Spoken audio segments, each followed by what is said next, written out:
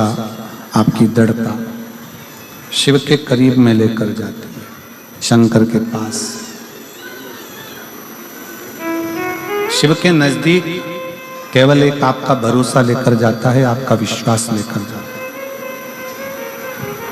जैसे जामवंती जी ने यह विचार कर लिया था कि अगर अब मैं कुछ बोलूं भी तो मेरे शंकर को ही बोलूं।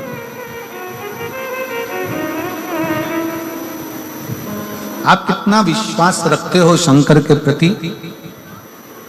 अगर एक लोटा जल चढ़ाने के लिए शंकर जी के दरवाजे पर जा रहे हो, शिव जी के मंदिर जा रहे हो,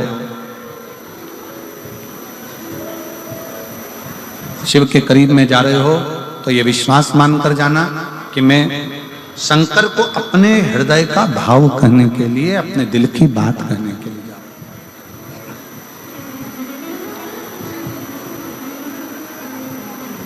संसार के लोगों से अगर अपने मन का भाव कहोगे ना, अपने दिल की बात कहोगे, या अपने दुखड़े भी अगर रहोगे संसार के लोगों के आगे, तो संसार के लोग केवल हंसते हैं, फिर बाद में ताना कसते हैं।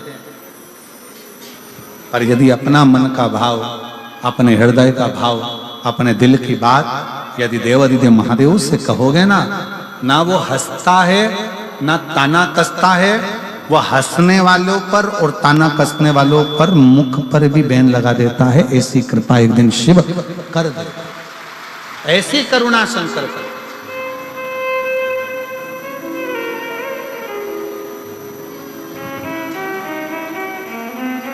अब जरा विचार करिए, एक देवराज नाम का ब्राह्मण के घर में जन्म लेने वाला, ब्राह्मण के कुल में जन्म लेने वाला भी गलत संगत में पड़ने के बाद में चोरी का धन लेकर शिव के मंदिर में चला गया। शंकर के मंदिर में ताप पड़ रहा था, शरीर में कष्ट था, दुबक कर बैठ गया, बुखार आ रहा था, ठंड सी लग रही थी, दुबक कर बैठा। और वहां कोई शिव पुराण की कथा चल रही थी, उसमें महाराज जी थोड़ी थोड़ी देर में हर हर, आवाज नहीं आई, जरा दमदारी से बोला हर हर, ऐसी अब आवाज जोरदार। जैसे ही उसने हर हर महादेव कहा, जैसे ही उसने हर हर महादेव कहा, थोड़ी थोड़ी देर में उसको मस्तक में दर्द हो, वहां से बाहर निकल गया, बेलपत्री के वृक्ष की छांव में जाकर बैठ गया। और बेलपत्र के वृक्ष की जो छांव थी, उसमें जब वो बैठा, उसको मालूम नहीं है कि मैं बैठ रहा हूं तो कहां बैठा। और बहुत ध्यान देने वाला विषय है, मक्खी कबाड़े पर जाकर बैठती है तो उसकी कोई कीमत नहीं होती। मक्खी शक्कर पर जाकर बैठती है, उसकी कोई कीमत नहीं होती। मक्खी सब्जी पर जाकर बैठती है, उसकी कोई कीमत नहीं होती है। पर मक्खी सोना तुल रहा हो, हीरा का केरट निकाला जा रहा हो, और मक्खी सोने पर जाकर बैठ जाए, या हीरे का केरट निकल रहा हो, उस हीरे पर जाकर बैठ जाए, तो मक्खी भी करोड़ों की और लाखों की हो जाती है। मक्खी, आप कहां बैठ रहे हो यह आपके ऊपर निर्भर करता है। किस स्थान पर बैठ रहे हो यह आपके ऊपर निर्भर करता है। आप किस जगह पर बैठ रहे हो यह आपके ऊपर निर्भर करता है। किसकी संगति में बैठ रहे हो आपके ऊपर निर्भर करता है।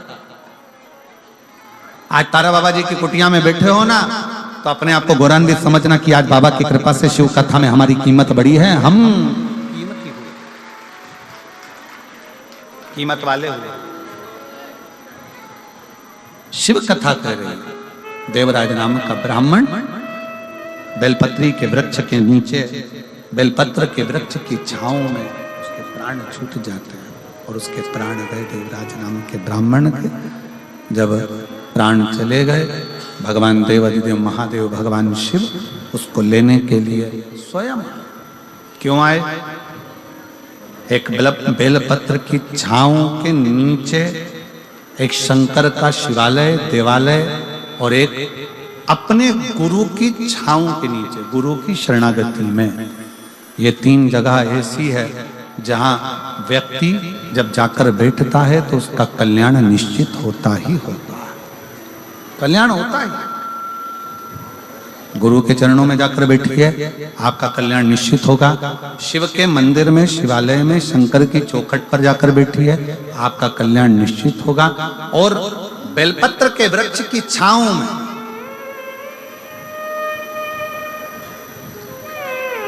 कुछ वृक्ष हमारे सनातन धर्म में, हमारी संस्कृतियों में बताए गए, आंवले का वृक्ष, पीपल का वृक्ष, बट वृक्ष, शमी वृक्ष, बेल वृक्ष, ये कुछ वृक्ष ऐसे हैं जिनकी छांव में बैठने से फल की प्राप्ति होती है। और कहा अगर जीवन में बहुत तकलीफ हो, बहुत कष्ट हो, बहुत परेशानियां चल रही हो, तो एक बार बेलपत्र की छांव में बैठकर, एकांत में बेलपत्र की छांव में बैठकर भगवान शंकर का स्मरण बड़े प्रेम से करा करो। श्री शिवाय नमस्तुभ्यं, श्री शिवाय नमस्तुभ्यं, श्री शिवाय नमस्तुभ्यं, श्री शिवाय नमस्तुभ्यं, श्री शिवाय नमस्तुभ्यं, श्री शिवाय नमस्तुभ्यं। बेलपत्र की छांव में बैठकर, जैसे ही देवराज नाम का ब्राह्मण बेलपत्र की छांव में बैठा, बेलपत्र के नीचे जैसे ही बैठा, वो बेलपत्र की छांव में उसके प्राण छूट गए। प्राण छूटे, भगवान शंकर नंदी लेकर आए, भगवान शिव नंदी को लेकर पधारे। और जैसे ही भोले बाबा नंदी को लेकर आते हैं, इसको नंदी के ऊपर बिठाते हैं। ये पूछता है मैंने कौन सा पुण्य करा। अभी जैसे हमने आपसे कहा कि सिरसा वालों का कोई ना कोई पुण्य तो प्रबल है। तारा बाबा जी यहाँ विराज रहे हैं, संत यहाँ विराज रहे हैं, रविदास बाबा तप साधना करे, गुरु नानक देव जी तप साधना करे, तारा बाबा जी तप साधना करे, संतों की भूमि है सिरसा।